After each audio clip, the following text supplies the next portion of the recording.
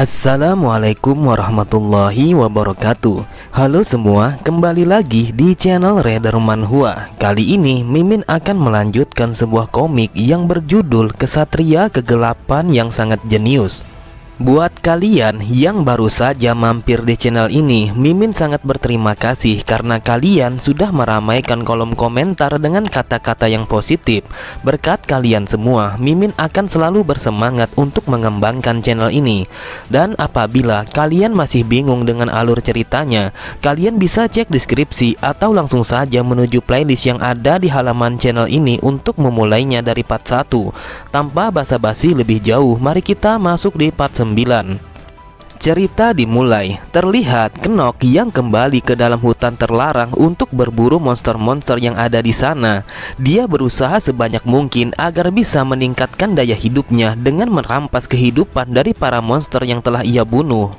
Sambil memperhatikan, Rona berkata kepada Jitri, "Apakah ini hanya pikiranku saja? Entah kenapa Tuan Muda sangat kasar sekali, sangat berbeda dari biasanya. Dulunya dia orang yang lumayan lemah lembut, tetapi di hari ini dia menunjukkan sisi kejamnya." Ternyata bukan hanya Rona saja yang merasakan perbedaan dari Tuan Muda. Akan tetapi Jitri pun merasakan hal yang sama. Bahkan ia begitu khawatir apa yang terjadi kepada Tuan Muda di hari ini. Setelah membantai semua monster yang ada di sana, Kenok pun berpikir, ini membuatku merasa tidak nyaman. Seharusnya monster itu akan muncul. Namun entah kenapa, seperti biasanya monster itu tidak juga muncul di hadapanku. Biasanya di dalam hutan terlarang ini, monster itu akan muncul secara acak ketika hanya tersisa 20% saja dari mereka. Dia adalah bos monster yang tersembunyi. Aku sejak dari awal berencana untuk membunuhnya karena mungkin saja akan membantu untuk meningkatkan statusku. Tapi sepertinya sama seperti sebelumnya, di hari ini dia tidak akan muncul lagi. Namun tiba-tiba saja ia menyadari akan kehadiran monster yang begitu cepat yang berasal dari dalam hutan. Bahkan saking cepatnya, matanya pun tidak mampu untuk melihat pergerakan monster itu. Ia berpikir monster apa yang telah menyerangnya. Bahkan dia memiliki kecepatan di level yang berbeda. Mungkinkah dia adalah bos monster yang tersembunyi? Jika memang benar, maka aku akan membunuhnya untuk meningkatkan statusku. Dan ternyata monster itu adalah Raja Tawon yang sangat besar. Sudah pasti dia adalah bos monster tersembunyi. Sambil menghindari dan ingin melakukan serangan balik kepada Tawon itu, ia bergumam, "Aku tidak menyangka bos yang datang adalah salah satu yang paling menyusahkan di dalam hutan ini. Tetapi aku yakin masih bisa untuk membunuhnya." Namun di saat ia lengah dengan kecepatannya, Tawon itu langsung menyerangnya dari titik butanya. Akan tetapi Kenok tidak menyangka secara tiba-tiba Jitri langsung menjadikan tubuhnya sebagai tameng untuk melindungi Tuan Muda yang hampir saja terkena dari serangan Tawon itu. Meski tanpa bantuan Jitri, aku masih bisa memblokir dan menghindari serangan Tawon itu. Tetapi kenapa dia menolongku? Aku begitu penasaran seberapa banyak orang yang akan lari menuju monster yang datang secara tiba-tiba. Aku tidak bisa menyia-nyiakan pengorbanannya begitu saja. Sebab itulah aku harus menolongnya. Seketika itu juga Kenok pun menggunakan skillnya untuk menghentikan pergerakan aliran waktu dan membunuh Raja Tawon itu. Di bawah alam sadarnya, Jitri teringat akan masa kecilnya. Ia adalah anak yang cengeng. Dia selalu saja menangis ketika ia tersandung dan terjatuh. Bahkan orang tuanya mengatakan karena keseringan terjatuh, maka luka di kakinya tidak pernah sembuh dengan total. Itulah yang sering dikatakan oleh orang tuaku bahwa luka yang aku rasakan tidak akan pernah sembuh. Namun tidak hanya luka di lututku, tetapi luka di hatiku pun tidak akan pernah mengering.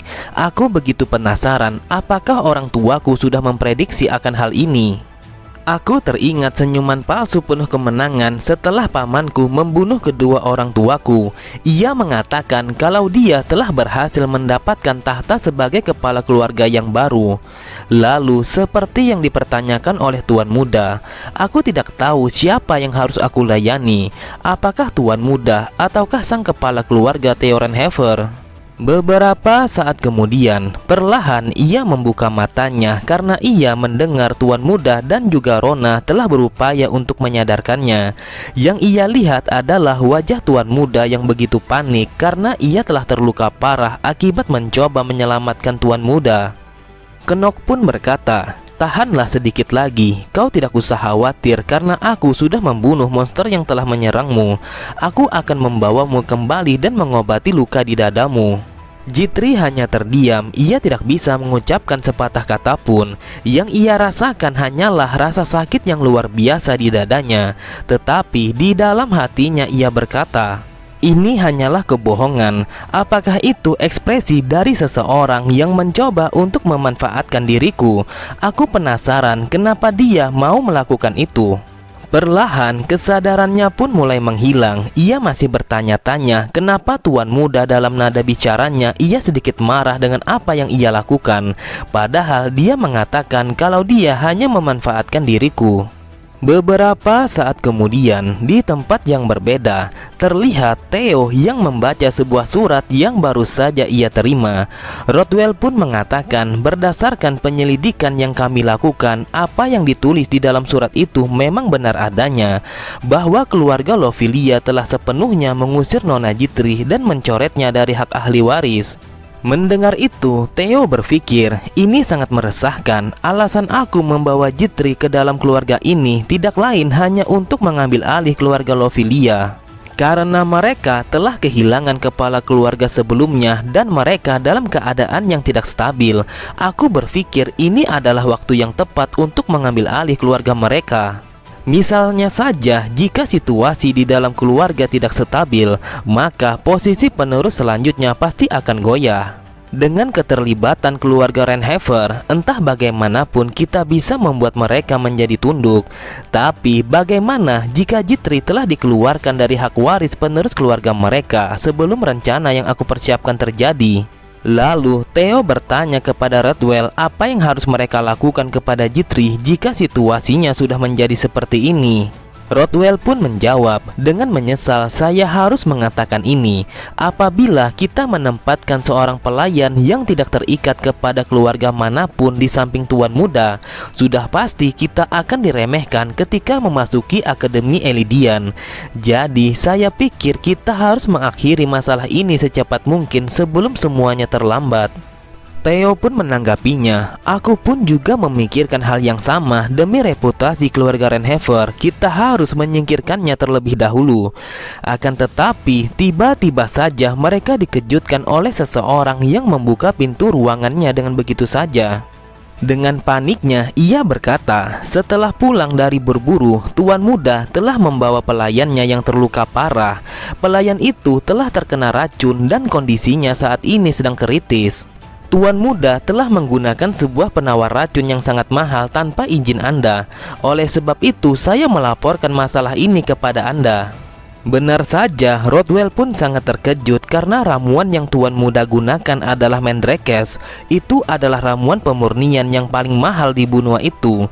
Menanggapi hal itu, Theo pun berpikir, apakah dia sangat dekat kepada Jitri? Tidak tahu apa yang akan terjadi karena perasaan pribadi yang ia rasakan seperti itu. Cerita pun berpindah. Terdengar Knock yang berbicara dengan nada yang tinggi. Dengan kesalnya ia berkata, "Apakah kau tidak melihat di depan matamu ada seseorang yang sedang sekarat dan kau lebih mementingkan nilai dari obat itu?" Terlihat dokter itu begitu gugup. Ia mengatakan, "Bukan itu yang saya maksud. Jika Anda belum mendapatkan izin dari kepala keluarga untuk menggunakan obat itu, maka saya tidak bisa menggunakannya. Jadi jika sang kepala keluarga mengizinkannya, maka saya akan menggunakannya." Dengan nada yang sinis, Knock berkata, "Coba katakan kepadaku, apakah posisimu di dalam keluarga ini jauh lebih tinggi daripada aku? Lakukan apa yang aku perintahkan, berikan penawar itu kepada pelayanku, dan aku akan melaporkan sendiri apa yang aku perbuat kepada ayahku. Apa kau paham apa yang aku katakan?" Mau tidak mau, sang dokter pun langsung mengambil ramuan itu dan perlahan meminumkannya kepada Jitri yang masih tidak sadarkan diri. Lalu ia mengatakan kalau Jitri akan baik-baik saja karena racun yang ada di dalam tubuhnya sudah dinetralkan. Setelah melihat sang dokter meminumkan ramuan itu kepada Jitri, Kenok pun langsung pergi dari ruangan itu. Tetapi sebelum ia pergi, ia berpesan kepada Rona untuk mengabarinya apabila Jitri sudah mulai sadarkan diri. Ternyata Kenok pergi itu adalah untuk menemui ayahnya. Theo pun berkata, "Tidak seperti biasanya kau datang menemuiku. Apakah ini karena pelayan itu?" Kemudian Kenok pun menarik napas panjangnya untuk mengaktifkan skill Master of Acting.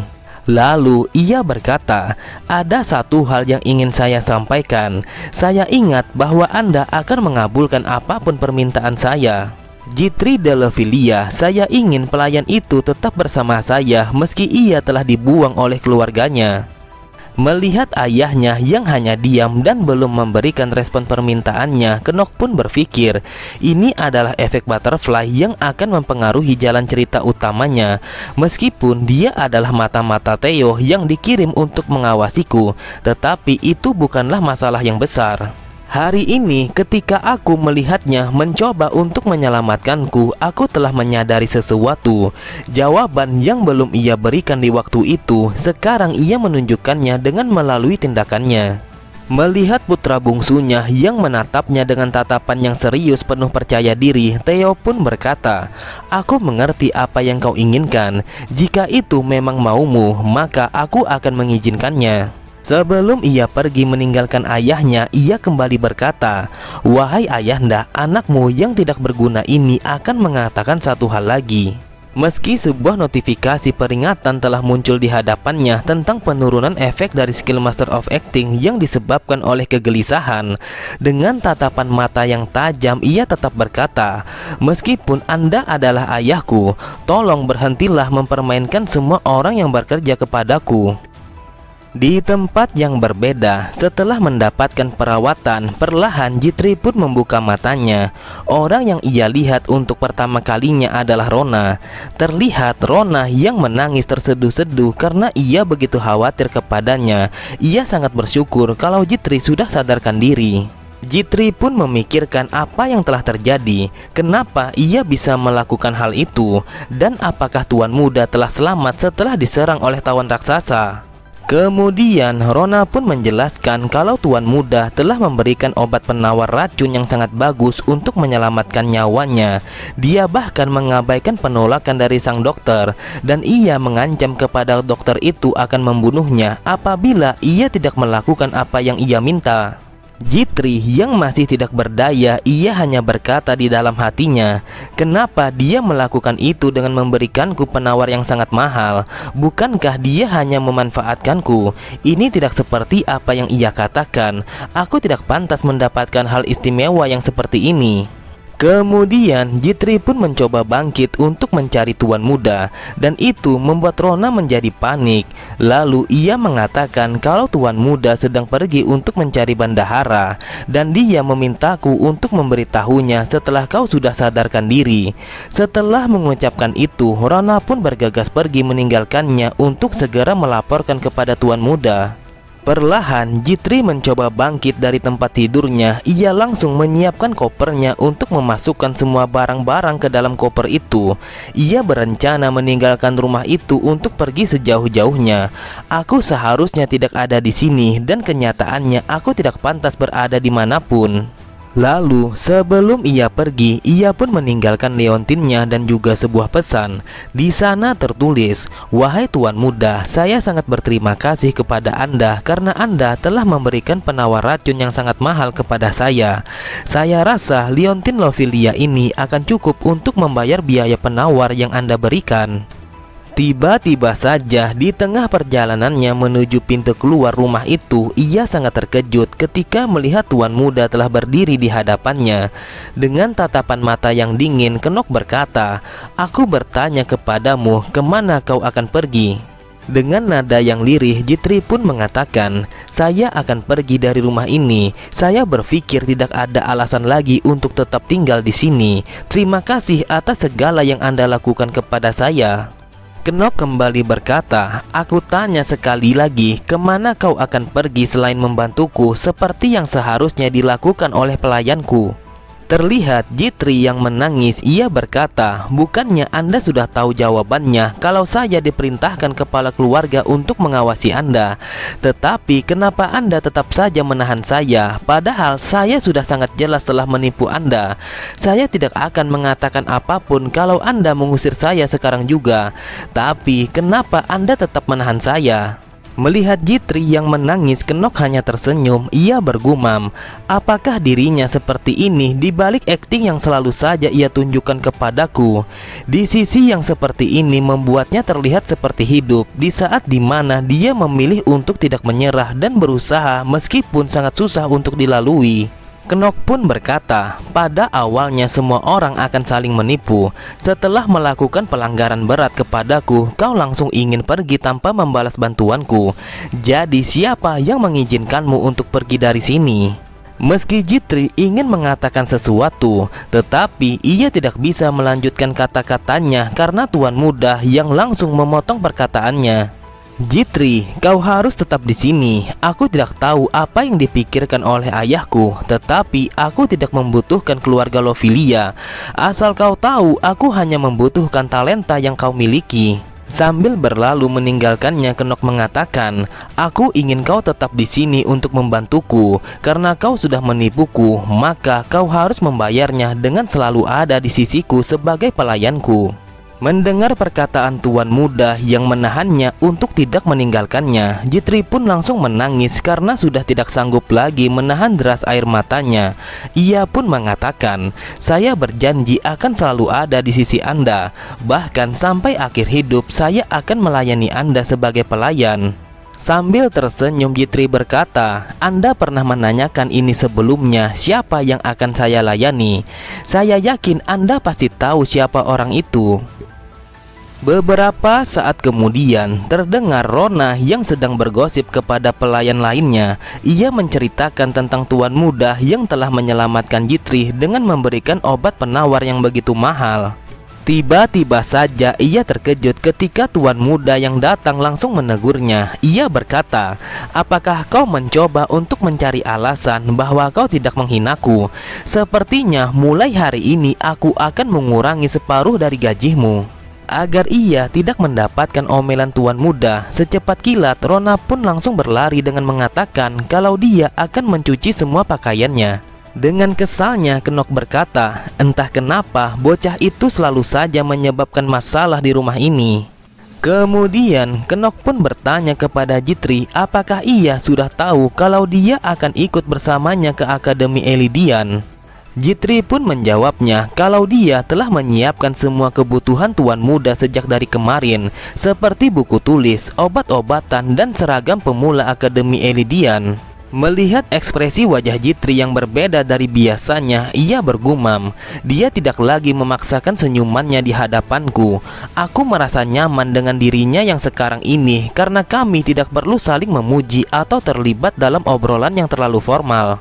Tetapi meski kami dalam situasi yang membuat kami menjadi terpojok, bahkan walaupun kami saling membelakangi, aku percaya kalau kami tidak akan berkhianat. Aku rasa itu sudahlah cukup bagi hubungan kami yang baru saja terbentuk ini." Oke semua, cukup sampai di sini dulu pembahasan alur cerita kita. Sampai jumpa di video selanjutnya. Wassalamualaikum warahmatullahi wabarakatuh.